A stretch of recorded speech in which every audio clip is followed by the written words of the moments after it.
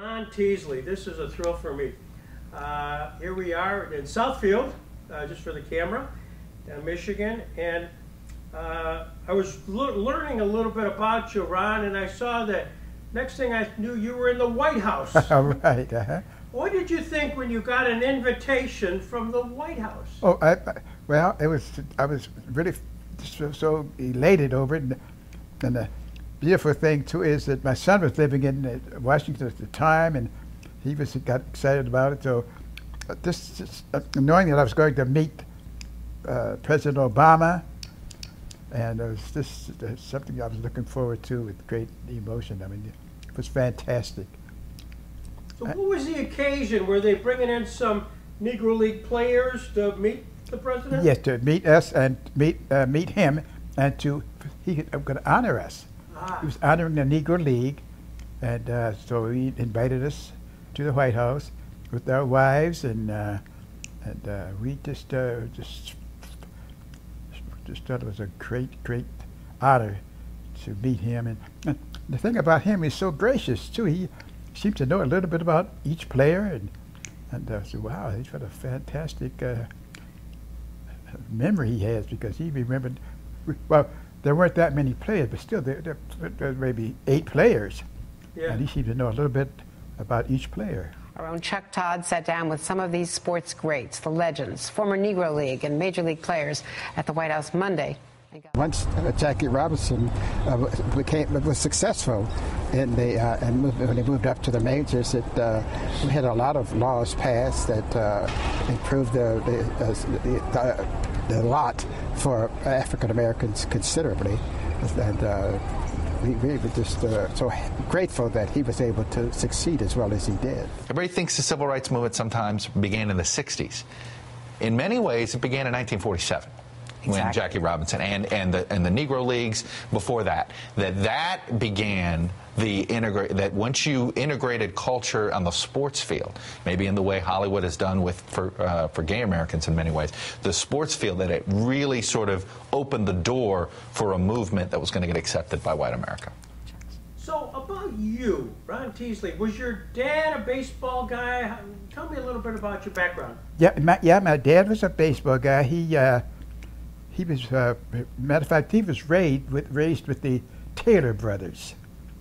That I think two of them are in the Hall of Fame. Mm-hmm. Another brother was a manager, Caddy Jim Taylor. I think my father knew him. Okay. And I think they may have played some sandlot baseball together, and they lived in Beaumont, I think Beaumont, Georgia, in that area, and he talked baseball. He loved. His favorite player was Turkey Stearns. Okay. So he really idolized him, because he met Turkey when he was playing at the old Mack Park Stadium in Detroit before it burned down. And later on, when they moved out to Hamtramck, he followed him as well, and took me to a few games at the stadium, and it was most enjoyable. Then on picnics, we would play catch a lot, and he taught me how to throw the ball, and he'd throw the ball up in the air, and I'd come down up to catch it. So I learned how that hand-eye coordination developed. And but the only problem was my father worked afternoons, so he was not able to see me as I was coming up and developing as a player. Mm-hmm. And that was somewhat of a disappointment. But he would check on me every now and then, but. Just a disappointment not having him at some of my games as a kid and as I grew up. Well, when I was baseball was the game. Right. That was the game everyone played. Not basketball, not football as much, but baseball. And so the Detroit Recreation League, they had a little baseball program for very young kids, 8, 9 years old. So I played in that. Then my neighborhood buddies, we would get together and play baseball in the alleys and the streets and any empty park we could find. Used to play a game called Strikeout. You get a tennis ball, and it was great for hitting and throwing, but it was not good for your arm. It might weaken your arm a little bit. But then we had on just about every play field, there was a baseball team or a game, and also in my neighborhood, we had an excellent softball for men and for ladies. And my sister played softball, and she was very good at it. Matter of fact, her nickname was Babe Ruth. She was one of my first idols as well. And then with the softball team, we watched them. They played at a small neighborhood playground, and they were called the Blackhawks. Okay. And this was a world-class team.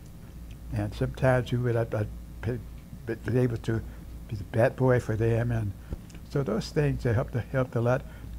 And then, but to top it off, we had a recreation center in the area, and across the street from this recreation center was a baseball field, Atkinson Playground.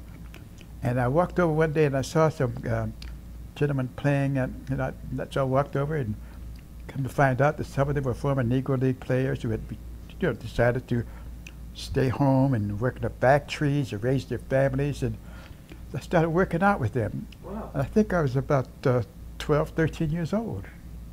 And I was like I'd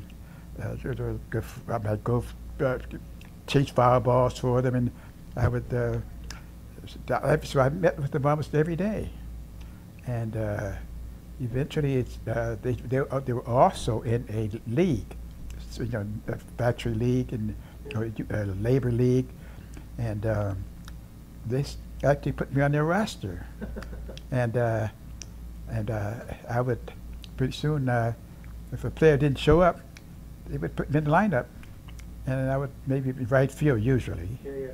And and then I know the feeling. Yeah. I developed from that, and on top of that, then also in that same group of men, there was one player who was my neighbor. He was a pitcher, and on off days he would come and get me and play catch with me. At first we just started playing just regular catch. Then all of a sudden he came along with a catcher's mitt, and he gave it to me and said, "I want you to catch. I want to practice. And you can help me out with your. I'll take it easy. I won't do it too hard." And so that gradually he started throwing a little bit harder. Started throwing curveballs, and that was quite something to have to learn at an early age, how to hit a curveball and how to catch a curveball first, and then it helped out with my hitting. That's amazing. You were born in 1927. Yes, right. And just aside, do you remember Pearl Harbor? Do you remember December 7th, 1941? December 7th, 1941, a day of infamy. Even as Japanese diplomats were conferring with Secretary of State Hull on peace measures, Nipponese planes were swooping down on Pearl Harbor. Within hours, the United States declared war. I do remember it, yes. What do you remember about that? Well, I just remember that the exciting times, and people just all in the newspapers, all on TV, and I had a father-in-law who was a newspaper man, and he would tell us all about what how things were going, and what then radio was big back then, so I would listen to it on the radio, and it was kind of a frightening thing. So you would have been 14 years old and in school. Did they teach much about what was going on in the war? I would say not really. We mostly we read about it in the newspapers, and maybe listened to it on the radio, and but they didn't say too much about it in school. 1945, I graduated from Northwestern High School. Then I entered Wayne University. I played one season there. Then I was drafted in 1946. So I was drafted in 46, and then I served 13 months, 8 months overseas. and I earned the rank of a Specialist A, third class. And that A is for athletics. So my job was to provide recreational activities for the men in my unit. And my unit was mainly a stevedore unit. Okay. So on the island of Saipan, one day, the whole day unloading ships, it was my job to provide recreational activities for them. And also I played on a baseball team, and I played a different position. It seems like I played a different position at every level. I played shortstop with them. And our team was coached by Gene Woodling, former Yankee player. He didn't play. I never could understand why he didn't play, but he managed us. One game I remember in particular, we played against a player by the name of Mel Queen. Yeah.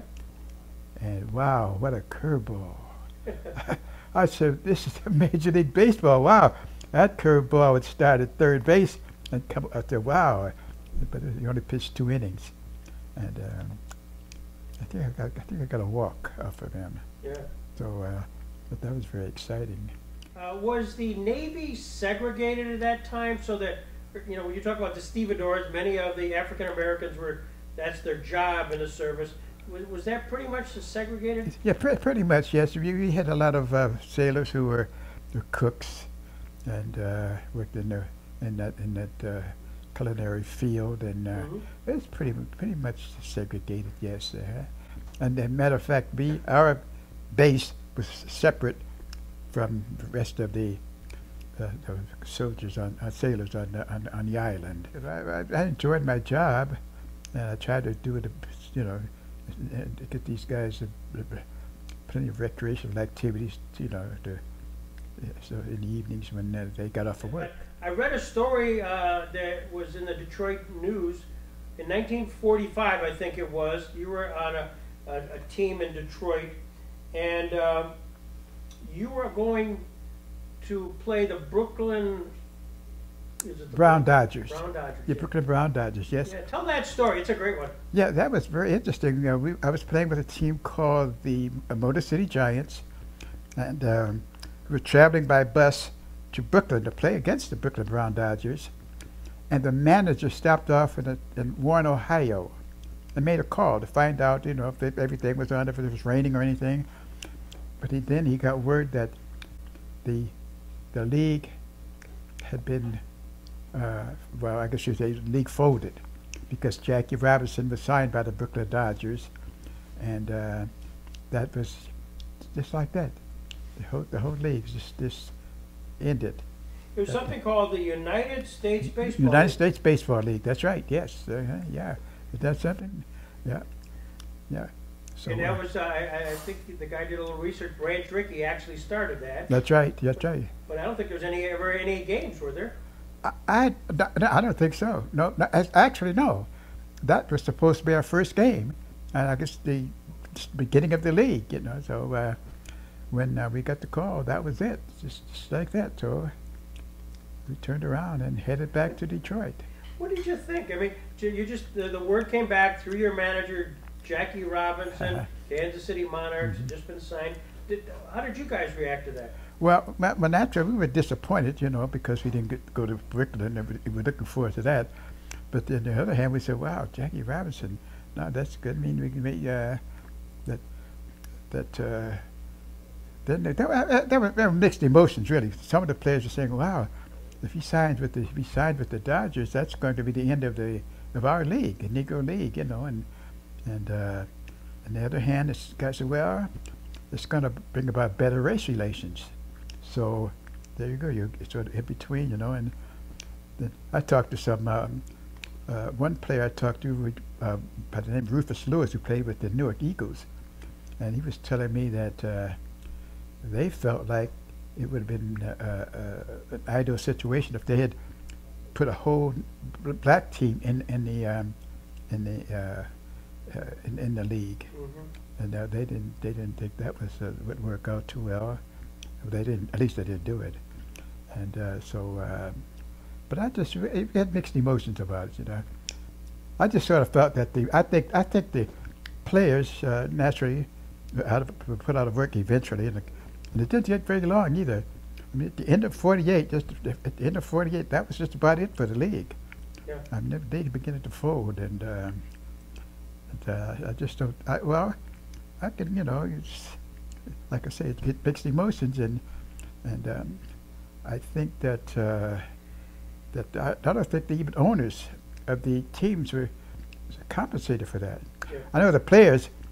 Some of the players received a pension eventually from the white Major League of Baseball, but the managers and the players, I don't think they were given enough credit for the sacrifices they had to endure. So in you come back from the military, 1947 in the military, and then what connected you with the Dodgers? I mean, what was the moment? How did you go to Vero Beach? Actually, when I entered Wayne, my first year I batted, I think 420. Oh. I went to the Navy. Then when I was discharged from the Navy, I re-entered Wayne State, and that year I had a batting average of 500. Now we had a few games rained out. Yeah, well, still. But still, that was pretty good. And I remember one game in particular I played against a pitcher from the Phillies, a Hall of Famer, Robin Roberts. And I got 2 hits off of him. We played him at the Michigan State field. And through the efforts of a well-respected coach in Detroit by the name of Will Robinson, coach/journalist / referee, just an all-around person who eventually, was the first coach basketball coach to coach in the basketball, they call it the highest level of basketball, college basketball. Right. Well, so he had a friend named Wendell Smith, who Branch Rickey hired as a photographer to cover Jackie Robinson's all of his activities and appearances, and so I think through that he was able to arrange for a tryout for myself and another baseball player from Detroit by the name of Sammy G. Now Sam was an outstanding athlete. I guess I think he was reported to be maybe one of the best athletes to come out of the Detroit area. He played 4 sports, so they invited us down for a tryout, and that was very interesting. Well, first of all, we were invited to Vero Beach, and the first thing that we were concerned about is I guess it was his first train trip. I had been on a few with the Wayne State team. We used to train once in a while, but we got on the train heading to Vero Beach. I guess we went by way of Washington. When we got to Washington, we changed trains. Now, going from Detroit to Washington, you could sit anywhere on the train. But after we left Washington, they put us on the front of the train, and we were wondering why. What's that all about? Then we found out that was the part of the train that got the most, I guess, the smoke and most less comfortable than the rest of the. So we from there we went to Vero Beach, and they greeted us. And by the way, on the way, when we got there, the Major League team, the Dodger team, they were departing to go to I think Panama to play some exhibition games. So we had a chance to say hi to Jackie Robinson and congratulate him, and he wished us well and that sort of thing. And so that was quite a thrill as well. Because I was going to say, in 1948, it was just Jackie. I don't think Campanella was with us. I think it was just Jackie. Just Jackie, and then really you and Sammy, and probably not many more black people there, were there? No. No. We were. I think we were the first 2. after Jackie. I mean, after we were. Oh, no kidding. Wow. I never thought of it that way, but when you think about it, that's what it was. Yeah. So Jackie, Ron, and Sammy. How about that? Yeah. So we worked out for about 2 weeks, and it was very interesting. We would have classes every day, and we put for breakfast in our uniforms. Have breakfast, have a relaxation. Maybe 45 minutes later, we'd go to a class, and it was just like being in school. Yeah. Every 45 minutes or so, you go to another class. It might be base running. It might be, some other defensive skills, and then we played. That afternoon, we played a game, and we did this for a couple of weeks, and eventually we were signed. And I was signed by the gentleman we just mentioned, El Campanis. El Campanis. But that was another interesting situation, because when I had been told that you should definitely get a bonus, because if you get a bonus, they've got a little bit more invested in you, and they'll keep you longer. So I mentioned that to Mr. Campanis. He said, well, at this time we're not giving out bonuses. And so I said, well, I'd like to call my father or my coach to see what they thought about it. And he said, well, we really need you to sign right now. It's almost like it's imperative that we sign right away. So I did sign, and we were assigned to play in Oleand, New York, in the Pony League. Before I get to there, because I really want to spend a lot of time there, in Vero Beach, did you guys have segregated places, or did you stay together? Oh, we stayed together. Okay, so there was no hotel issues or anything like that? No problems like that. And all the players, they were gracious, no problem with the players. Yeah, they were, I guess that's because Ricky probably wouldn't stand for it, Right. And so we played horseshoes together, table tennis, and had, just ate together, no problems there at all. Now, however, we went into town once to a movie, and we walked in the front, at the front entrance, and they said, well, you have to go around to the back. Well, I guess they gave us a ticket, said, but you enter from the back. And so we went around to the back. Then we went up the stairs to a balcony. And there was, even that balcony was at a partition. So we sat on one side, and the other patrons sat on the other side. And we sat there for about 10 minutes. We said, hey, this is crowded and that sort of thing. So we left after about 10 minutes. We left.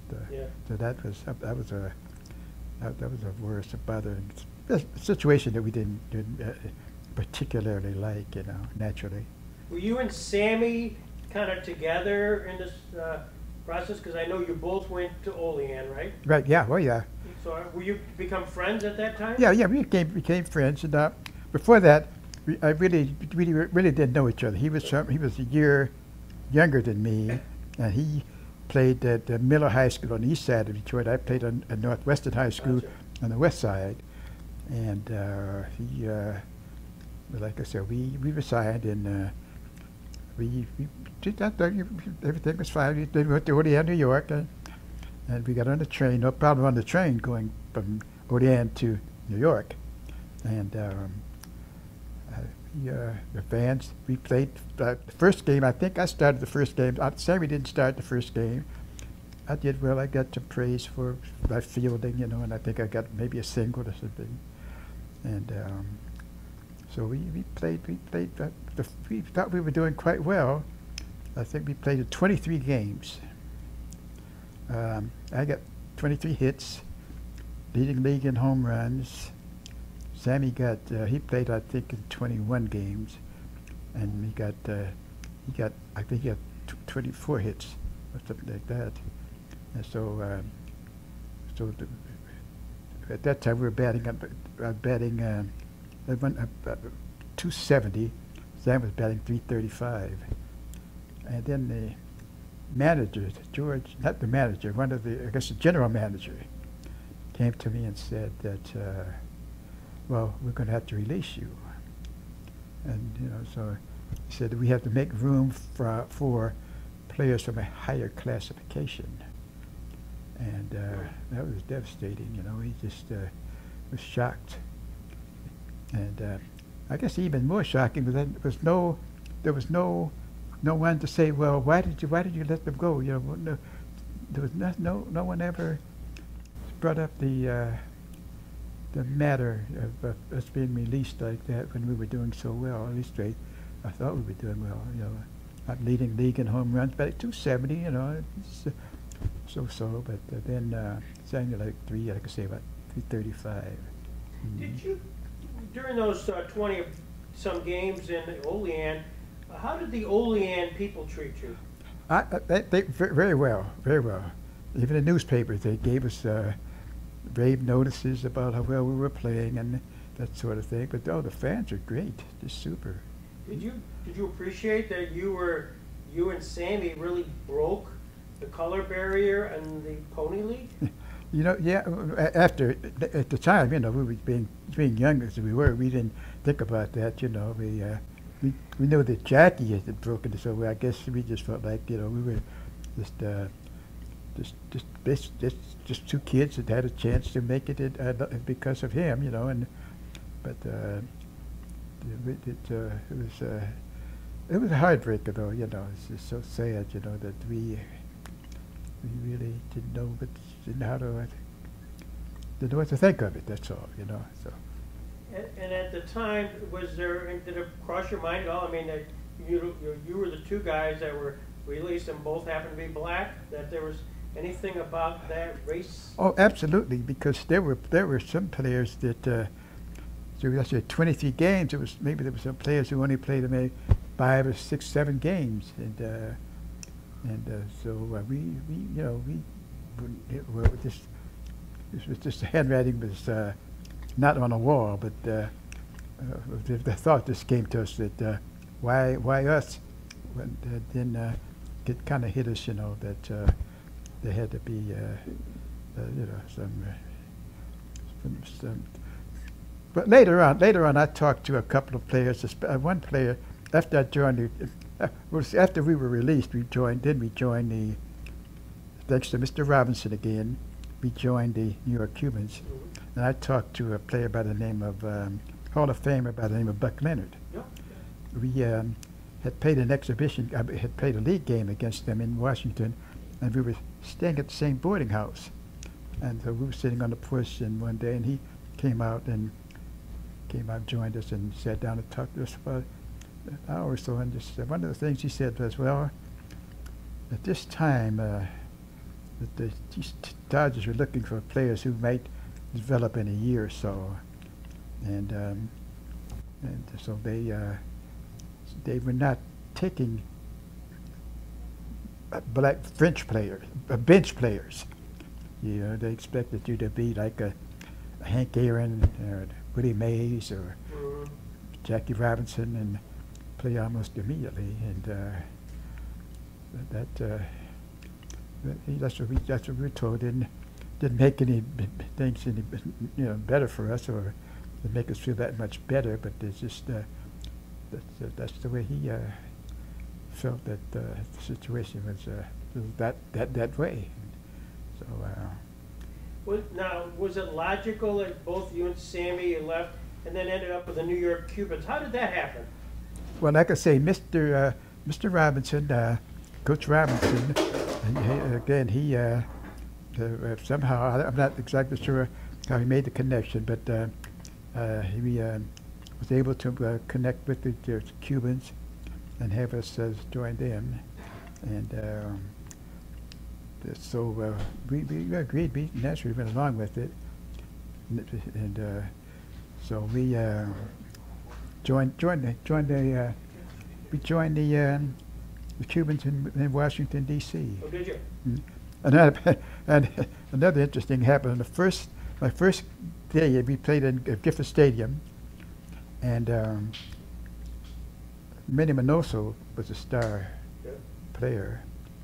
he came to the park one day and said that I can't find my uniform. So they said, the commander said, "What do you mean you can't find your uniform?"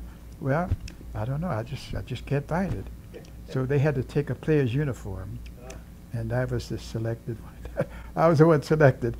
But my first day, I had to give up my uniform for the star player. Well, who's now in the Hall of Fame. Now in the Hall of Fame, that's something. yeah. So, that was very interesting. And what was he like? What was Minnie Mendoza? Well, so you know, the Cuban players and the American players, well, they didn't speak English that well, and so it was a little bit separation between them. You know, no animosity or anything like that, but the language was a barrier. Another interesting thing as well, when I got to join the Cubans, my best position was first base. Mm-hmm. The Cubans had 3 other players who played first base. I mean, they were players who were known for their ability to play first base. Yeah. So they assigned me to be a utility player. And one game I was playing center field in the Polo Grounds of all places, in center field. Yeah. And the park where Willie Mays had made that great catch and everything. And sure enough, someone hit a line drive, and it kept going rising. And I had to turn and run all the way back to the end of that little corner back there. And, wow, I'd never played center field before, but that's the worst kind of catch to have hit at you. So that was an interesting situation. Also, then I played another game. I think Noso was playing third base. So another game I played second base, and another guy played shortstop, and so I stayed with them for a couple of months, and then players were leaving left and right. They're just, you know, there was hard. You know, it's hard to have any unity on the team, you know. So because players are coming and going so fast, you know. And there's a couple guys that were on your team, Ray Noble and Dave. Noble, Noble was a catcher. Ray Noble, I was trying to think of his name. Yeah, he was a catcher. He finally signed with the Giants. Right, exactly. And there's a Newkirk. There was an outstanding pitcher. Like I said, I really didn't get to meet that many players, you know, and we were kind of initiated when we got on the bus. You could tell they always put the rookie players in worst seats. Either you sat over the wheel. That was one place that was the most desirable place, or over the I guess the motors in the rear of the bus, the bus or something, where you get that rear seat. But you rookies go sit back there. Yeah, right. Yeah. How much did you get paid? I think that with the Dodgers, $150 a month. Okay. I think with the Cubans it was like $250 a month. Okay. And so toward the end of the season, I started getting offers from Canadian teams. So I got one from the Carmen Cardinals in the Manitoba Dakota League. Later, the league was called the Mandak League. Yeah. And so I went up there. I was getting $650 a month with them. So that was the draw more than anything else. Money. The money, and you know, the chance. Just so many other players are going up there as well. Players like Willie Wells, Hall of Famer, right. Leon Day, Double Duty Radcliffe, I think managed later on. We had a pitcher by the name of Gentry Jessup, outstanding pitcher for the Chicago American Giants. Pitcher Walt Thomas, who played with several teams in the. But there were quite a few. Lorenzo Cabrera, who played with another team in that area, in that league. And so I played quite well. I played 2 years. I made the All-Star team both years, and ironically, I bet a $299 each year. That's very interesting. Who was the toughest guy? Okay, I break it down. Like in high school, it was Billy Pierce. Oh. Ah, sure. Remember from he was White Sox. pitching in Highland Park High School in Detroit, and at that time Highland Park was a part of the Detroit Public School League. In college, I like to say Robin Roberts, and then in the Navy, Mel Queen, then in the professional baseball, Satchel Paige. I batted against him in an exhibition game in Detroit, and about 1944, 43, and I hit a triple. Ah. Yeah, first time I hit a triple. I batted against him twice. I can't remember what I did the second time. I guess I was so excited, and the fans were just cheering and everything. But after that, I played in several games. But that was the only game I played against him. I played in several games with him when I was with the Toledo Crawfords. Okay. And that was an interesting team as well. Tell me about that. I don't know anything about them. The Crawfords, they were a team that was run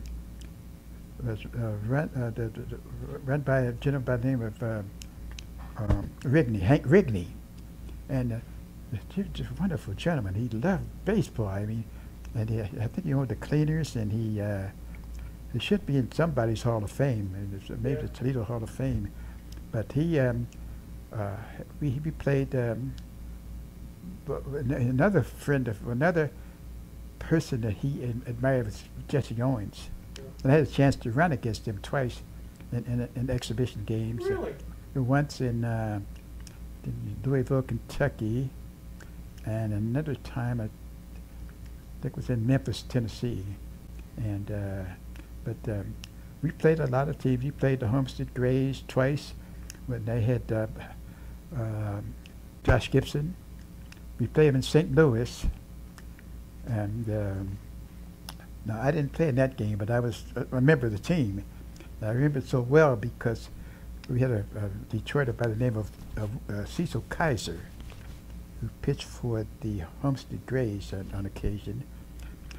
He was pitching against the Homestead Grays in this game, and we had a 1-run lead, and I think it was in the last inning, and I think the count was 2-2, and Cecil, we thought, threw a beautiful strike. I probably caught the ball.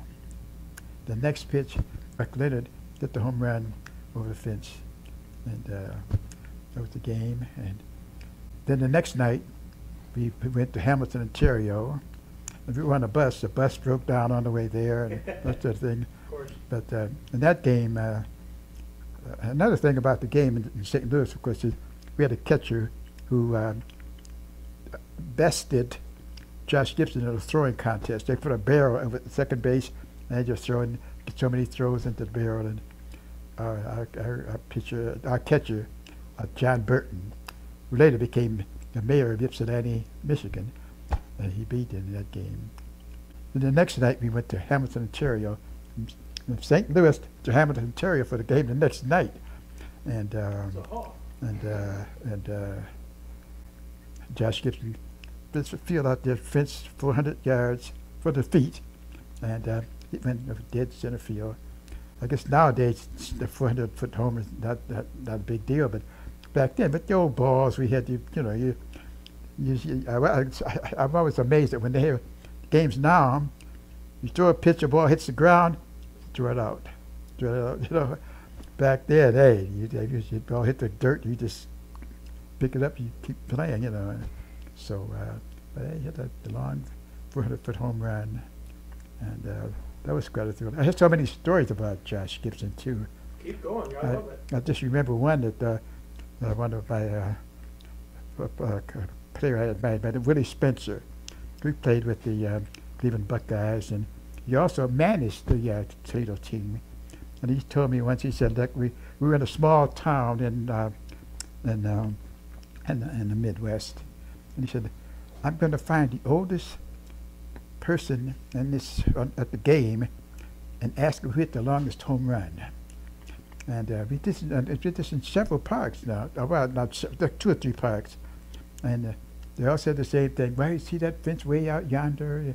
Well, Josh Gibson went over that fence or something like that. So So he was really a slugger. He had a reputation, and he really admired him. Another player we admired too, was, of course, was Turkey Stearns. I had a chance to play with him in a game at Toledo, and he was, I think, 45 years old then. Yeah. And he was a star attraction, and he did not disappoint. He was on first base. Someone hit a tweener ball between the outfielders. He scored from first base, and the batter only got to first base. So I mean, but he scored all the way from first base. He was 45 years old. What kind of guy was he? You hear a lot about Turkey Stearns here in Detroit. He was very, what is the word you use? Stoic. Yeah. He did talk a lot. He didn't smile a lot. Yeah, but he was a very moral person too. He always preached good behavior, and I had a trip to I had a chance to travel out down south to play in Arkansas, Louisiana, and so we traveled by car. So he came by my home to pick me up, so I could ride in the same car with him. And my father, who idolized him, worked afternoons. And I don't think he'd ever been late for work, except for that one day. And when Turkey came by, he was so excited, and said, "Well, are you going to take care of my boys, Turkey?" And, "Oh yes, I'll take care of him. No, don't worry about it." And I think he was late for work that day. He was there about 40 years at Ford Motor Company, and but he was quite a guy. After we made it to New Orleans, some of the younger players say, "Oh, wow, New Orleans, we're going to have fun. We could go crazy, And he told us, "Well, listen, be sure you have to be very careful out there. You get into a lot of trouble, and so I took his advice, and I stayed at the, I guess you'd call it a boarding house, and with him, and we ended up going for a walk around downtown New Orleans, and we just talked baseball, and I thought that was something that was a very unforgettable thing. He was, like I say, he was he didn't smile a lot. But the players too. Another thing, the players that I was practicing with, like the Sandlots, some of them had played with him, with the Stars, and they idolized him as well. Yeah. And they called him Gobbler. That's they called him Gobbler. Yeah, Gobbler. Yeah. And I said, "Why they called him that?" He said, "Well, he had a quirky way of walking, and if you notice, he has a long neck." So that was quite a thrill. That and running against Jesse Owens twice that was also a very thrill too. How'd you do? Well, I ran against him twice, and he would give us a 10-yard head start. Yeah. So the first time I ran against him, I thought he took off a little early, because when I started, he was almost there even with me. So he beat me by maybe 5 yards. And the reason they chose me to run against him because I was the youngest player. Then the second time, I said, I'm going to take off early too. And so I tied him. I tied him at that time. So I thought that was interesting. But he was a wonderful storyteller too. He would tell about his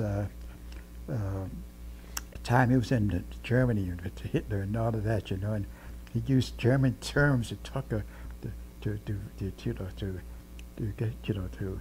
detail all of the things that went on, and but he was he like Buck Leonard. He was quite a storyteller as well. Did Jesse, when he talked about the Olympics, 36 Olympics, was he excitable about it, and because he accomplished so much in front of the Hitler? I don't know. I guess he was not excited. He just told it in the story-like fashion, and just made it so interesting, and it, you just sit there and just almost amazed at the way he told the story. Just made you just say, wow, what a story, you know. And yeah, I was going to ask you, I missed the question earlier. When you were growing up, and you're 10, 11, 12, playing in the Detroit Recreation League, and was it integrated at the time, or were they just black players?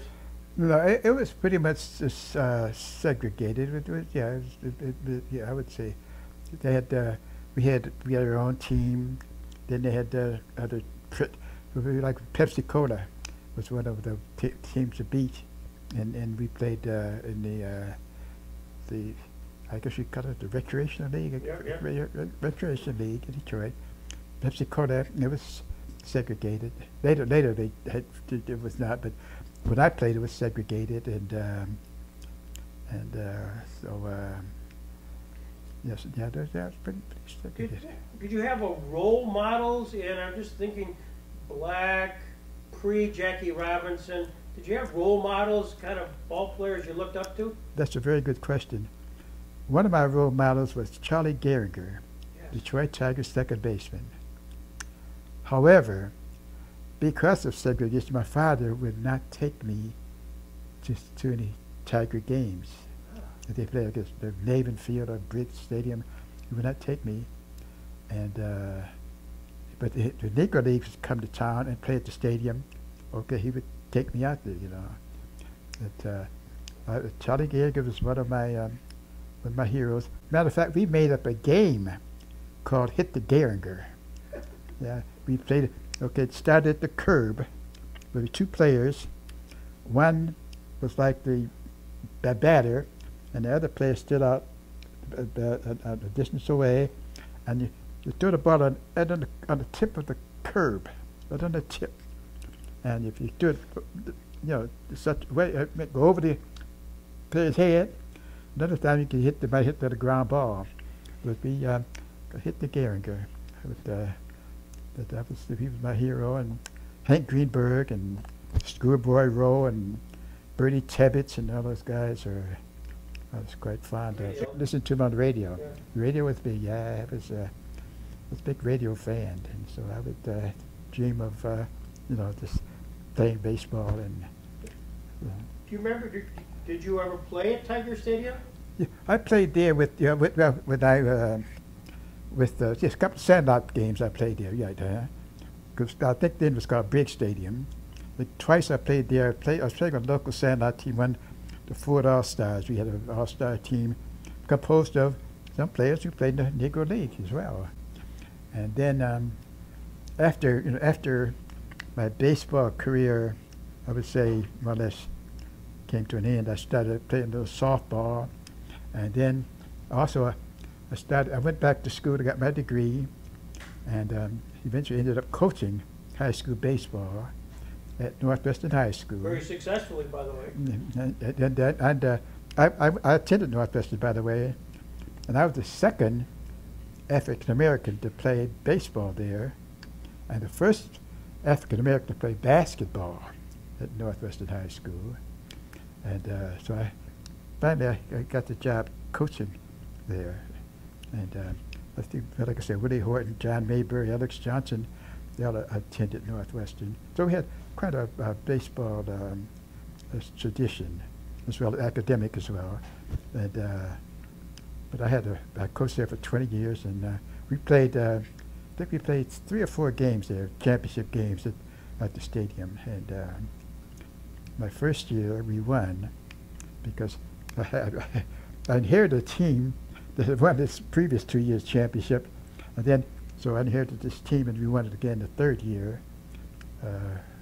For some of the kids who won it was their third year of winning, and they had a really excellent team. And then later on, I had 2 or 3 teams that won City League championship. We didn't win. We played at the stadium though 2 or 3 times, so it was kind of naturally a thrill. And I enjoyed coaching baseball. Oh, that was the thrill. Something I always wanted. Always I said when I was a kid, I said, well, growing up, I either want to play Major League Baseball and coach. So I did get to coach, and I coached for 20 years, and it was just, I really enjoyed it. It was tremendous. I had wonderful kids, and I would say 99% of my kids graduated, and 60% or so went to college, and 15 or more were signed by major league teams, although none made it to the majors. I had a couple of make it to AAA, but then also I used to make it clear to players, you know, you gotta don't put all your eggs in one basket. Right. You gotta keep those grades up, and so I would try to organize my practices. Maybe 2 hours I'd have it all. I had a clipboard. I'd made out so that work on the fundamentals, and just recently, Tigers annually the Tigers have a Negro League weekend, and so this weekend, about 40 of my players came to Tiger Stadium, presented me with the cap. I didn't know they were going to be there. Matter of fact, my son he had taken me back up to the Tiger office. He had to come and get me and bring me down so that, because they have what they call a question-answer session. Right. So I saw these kids out there say, "What?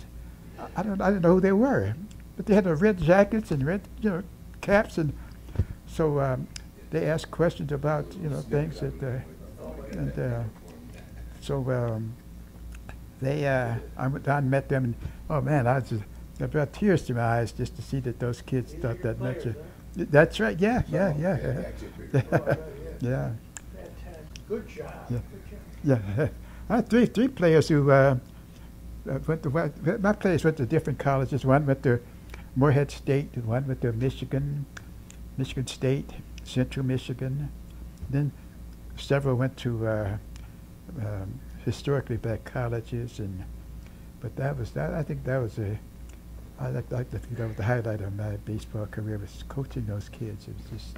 Well, you get tremendous resume, and I got to tell you, there's the connection. I forgot to talk about it. My daughter worked for the Detroit Tigers for many years. Oh, really? And she was the associate general counsel, the attorney for the Tigers. Oh, wow. But also worked the field, and she remembers distinctly the days when they brought in the Negro League team, and she would be out on the field, little blonde-haired girl. Oh, yeah. She goes, Dad, he won't remember me, but I remember distinctly Ron Teasley. Is that right? She was part of that Tigers, how they would annually do, bring the players back, and you made an impression on her. Yeah. Well, the Tigers did. That's a wonderful thing that they did, and I was so impressed with the personnel who handled that too. Yeah. Like you said, like your daughter and the others, and they were also gracious, and so we really enjoyed that. We really appreciated that too. Go back. I know I've seen on YouTube Hamtramck. Right. And they, of course, just got a lot of money, and Gary Gillette is very involved in that. Do you recall playing at Hamtramck? Well, I played there. I think it was an old-timers game. Also, when I was at Wayne State University, Wayne did not have a definite field of his own to play the games. He played high school field. He played maybe the local cities would have a field. We'd play on their fields, like Memorial Park out in Oak Park, Michigan. And one of our games was at Hamtramck Stadium. And I remember that. I got a picture of it somewhere. And also, well, when I was when I was a kid, though, my father used to take me out to the games. And when I was very young, though, like I said, I was playing under the stands, playing in the dirt or something. I didn't watch the games, but Gary's doing a tremendous job. He did a tremendous job. We had a celebration recently, and the stadium, they did a marvelous job on it. And they got a little more work to do. They've got to put up like some fences and some scoreboards, but it's all coming. And hopefully get the kids back to playing baseball. Yeah. It's really was really sad that was a national pastime at one time. And but the thing I remember about when I was growing up too in elementary school, we had lead-up games for baseball. And you kick a ball and you got to run to first base. And my son was telling me the other day, well, he saw a game once, kid didn't know where first base was, you know, Right. that sort of thing. And also in Detroit, just about every elementary school had a baseball diamond on it. And every school had a baseball diamond. But recently, you go by now, you see soccer fields, and I think that's the reason for that. I think it's more economical. Right. Pretty easy to set up a couple of goalposts and kick a ball than it is to buy equipment for baseball. And then you have to have several players, you kids. And so baseball is a tough sport, you know. Then you have to start playing when you're so young, too. You have to start when you're 7, 8. You can't start. I coach basketball, varsity basketball, junior varsity basketball, and I try to get some of the players to play baseball.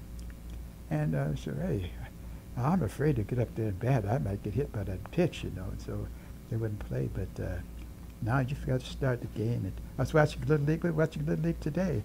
Like I said, I just love Little League baseball because of the coaching. The kids play so well. And talk about you know, 1959. You know, Hamtramck was the Little League World Series champion. That's right. Yeah, Pinky Darris was a vain attraction. He passed away recently, by the way, too. Yes, sorry to say. And, did you know him? No, I did not. No, I did not. But I knew of him. I remember the days when they won that, you know. And,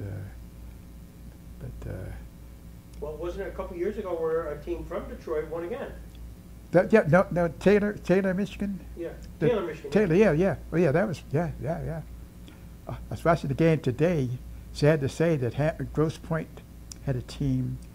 Grosse Pointe, Michigan had a team. They were playing the Ohio team, and they lost to Ohio. So I don't know if there's I don't know if there's 2-game elimination or not. I know last year there was at a certain point. It was 2-game elimination. Yeah. So maybe Detroit has a chance to bounce back. But that's it's a great sport. And I love the sport. I was coaching basketball and baseball, and I had I loved basketball, but baseball, I love baseball. So and so what would happen in I was coaching basketball in February, the baseball players would come to me and say, Coach, when are we going to start practice? So they said, you know what, this is not fair. So I gave up the basketball. And so people say, are you crazy? You're going to give up basketball for baseball? And so I said, oh yeah, because I love baseball. There's something about it. It's like a little puzzle. You got to put 9 players together, and you got to work on all these different positions, and it's exciting to me. And, but I didn't think basketball was as exciting to me, Dick. I don't know. It may sound odd, but to me, baseball is I just loved it. Well, okay. Just for the camera, just so you know, when I'm walking in here, Ron was watching the Ken Burns video movie on baseball. I mean, it's part of your life, and you got books there on the history of Negro League baseball. Yeah. Larry Lester's Larry book. Lester's, yeah, he does a tremendous job. Larry's quite a guy. And matter of fact, he presented me with these a few weeks ago, and this is an encyclopedia. I like to go through it and just mark off the players that I played against, the teams I played with, and some of the players that like say Willie Wells. And that's a very interesting story. Willie Wells, you know, is a Hall of Famer, and he was in the Negro Leagues forever. I see where he played like in 1923, and so I played against him in 1950, 49 and 50. And as well, I had 5 players of that I coached, I think in 1969, who played at Houston Tillotson. And that's where Willie Wells was from, Yeah. he had a summer team, and my kids played on the summer league team. So I guess this is in '62. I guess he'd finally retired naturally, and he played on the team with them. So that stories like that makes so exciting. Well, it's remarkable. When you're looking back on it, and you read Larry Lester, do you have any regrets at all? You ever think about that? Well, but I still think about the Dodger situation.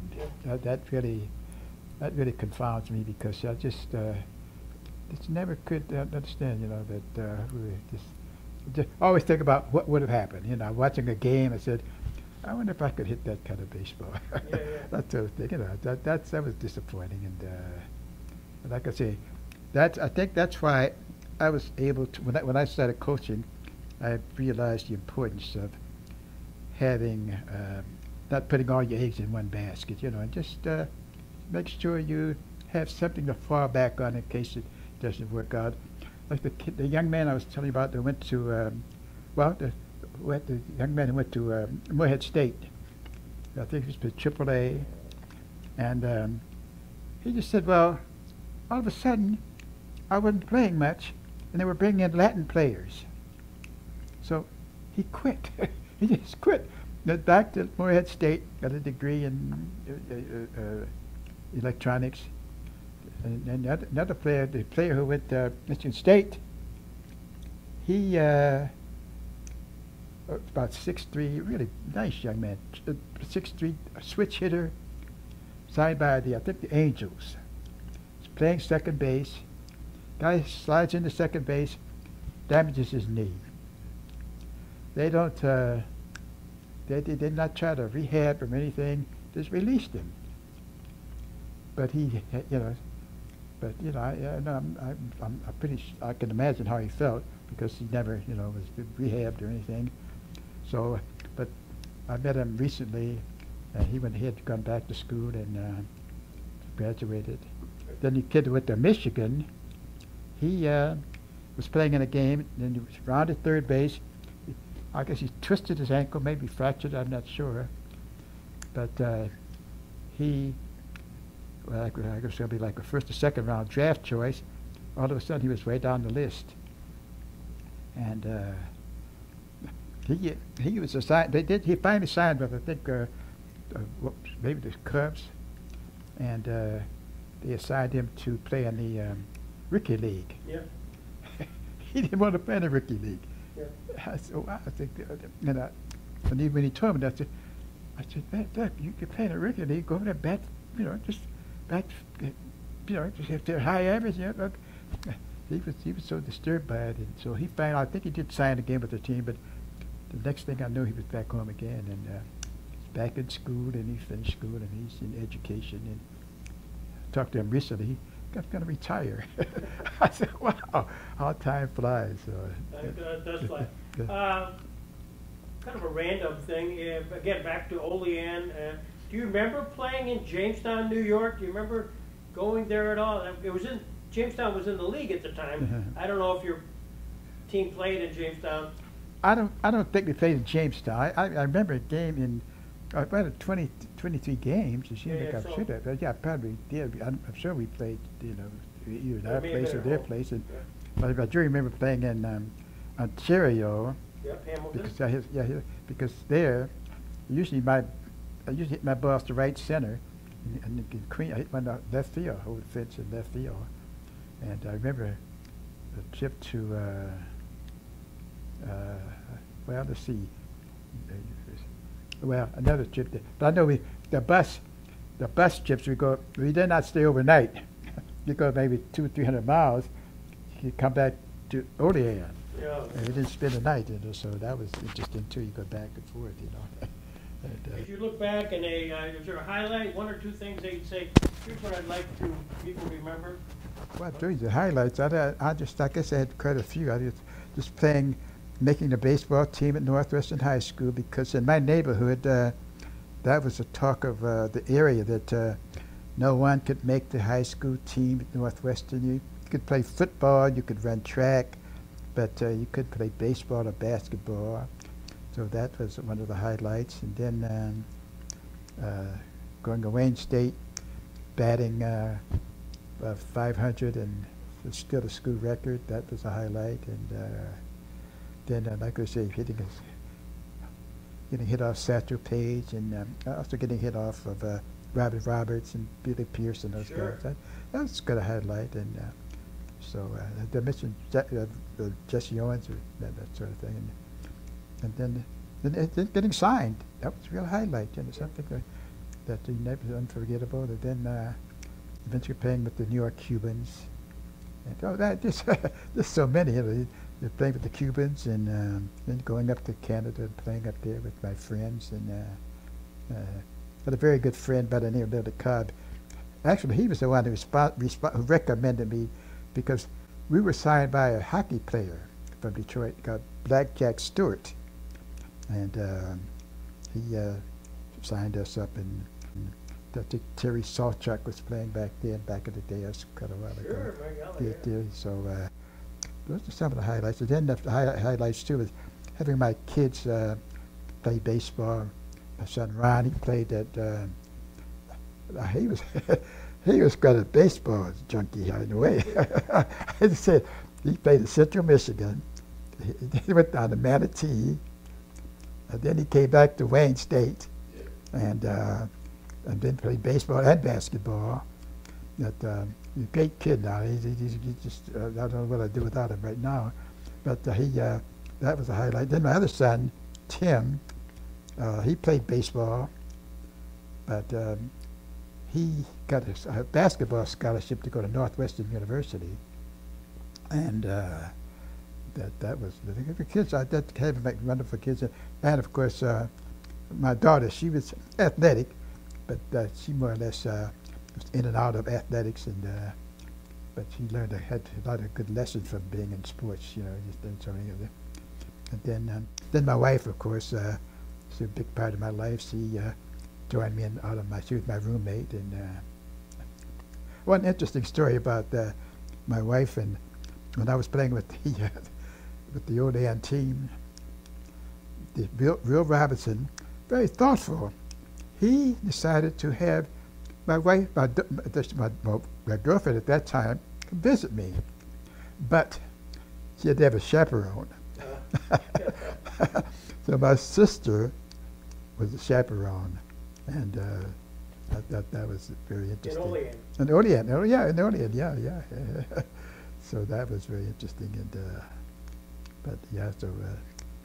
we had a great life, and my wife was a journalist, by the way, and I also did some photography work too, because my wife was a journalist, and sometimes she would have trouble getting a photographer.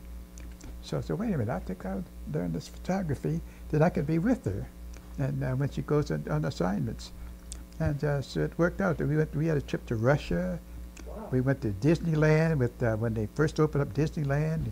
Went to the Bahamas, Jamaica. We went on 7 cruises. And, so we had a very exciting time. We took the kids every summer. We take the kids on the trips. We remember going to New York a couple of times, and I say a couple of times because the first time we went to New York, they couldn't believe it. It was just so exciting, and so we went back a second time, and those are some of the highlights, and it was just wonderful. Then coaching, of course, because that coaching was just fabulous too. And I coached golf as well, and that was exciting. But I have to admit, I was just so good. We played okay. Usually, when I was coaching golf, I would always try to get the local pro to help us with the fundamentals, and that was a wonderful thing. And so you've had a full life. Oh yeah, it really has. It's really exciting. Yes. I am so impressed. Yeah. This is a highlight for me, Ron, to have a chance to meet you. Well, it's so nice to meet you as well, and give your daughter my regards. I'd also like to mention Willie Horton too. Willie Horton went to Northwestern. Also Alex Johnson and John Mayberry. Well, Alex Johnson was an interesting story. He was in the major league, maybe 14 years? Yeah. I think he played with 10 different teams. Yeah. He's a very interesting person. I invited him to speak to my kids once. I said, now listen, Mr. Johnson is coming over. He's going to disagree with everything I say.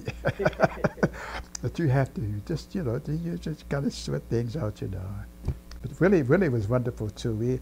He would give us equipment, and Gates Brown is another player who I did idolize as well.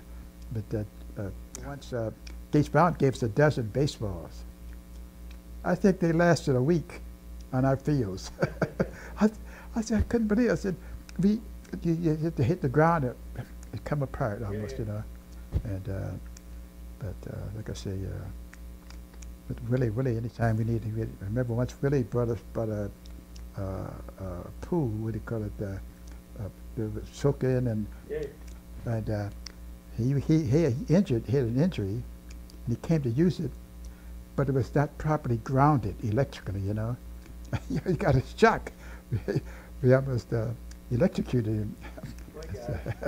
But we used any excuse we could to get Willie to come to school. And he was always so gracious too, Well, he still lives. Yeah, we would say birthdays, anything. Just he would come by and stop by. Then we found out he was getting to the ballpark for 8 o'clock game. He was going to the ballpark at 3 o'clock, preparing barbecues for the field hands and all that sort of thing. So that was quite a guy. So a lot of great memories in baseball. I really enjoyed it. Enjoyed the game.